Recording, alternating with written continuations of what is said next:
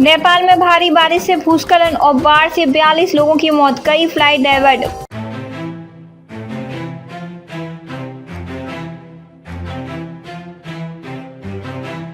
पड़ोसी देश नेपाल में कुदरत का कहर देखने को मिला है। पूर्वी नेपाल के इलम में पिछले 24 घंटे में बाढ़ और भूस्खलन की घटनाओं से कम 42 लोगों की जान गई है। इसके साथ ही कई फ्लाइट को डाइवर्ट किया गया है। दरअसल रविवार सुबह तक सूर्योदय नगर पालिका में भूस्खलन में कम से कम 5 लोग, बंगसेबुंग नगर पालिका में 3 और इलम नगर पालिका में 6 लोगों की मौत की खबर है।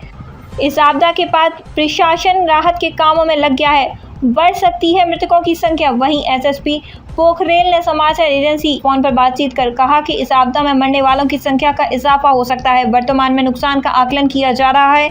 उन्होंने बताया कि अभी तक हमारे पास केवल नुकसान और क्षति का प्रारंभिक विवरण है।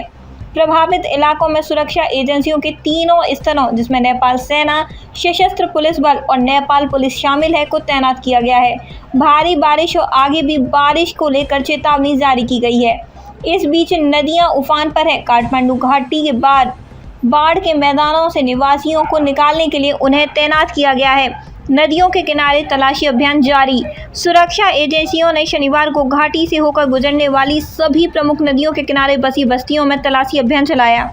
एजेंसियों ने घर घर में जाकर तलाशी ली, निवासियों को बाहर निकलने में मदद की और उनके सामान को सुरक्षित स्थानों पर पहुंचाने में मदद की। इन नदियों का जलस्तर बढ़ने की संभावना नेपाल के जल विज्ञान और मौसम विज्ञान विभाग ने बागमती, हनुमंते, मनोहर, धोबी खोला, विष्णुमती, नक्खू और बलकू नदियों में जलस्तर बढ़ने की जानकारी दी है। अधिकारियों ने चेतावनी दी है कि बाढ़ सड़क किनारे के इलाकों तक पहुंच सकती है और बस्तियों में घुस सकती है। निवासियों और वाहन चालकों से बाढ़ के खतरे के कारण नदी के किनारे यात्रा करने से बचने का आग्रह किया गया है।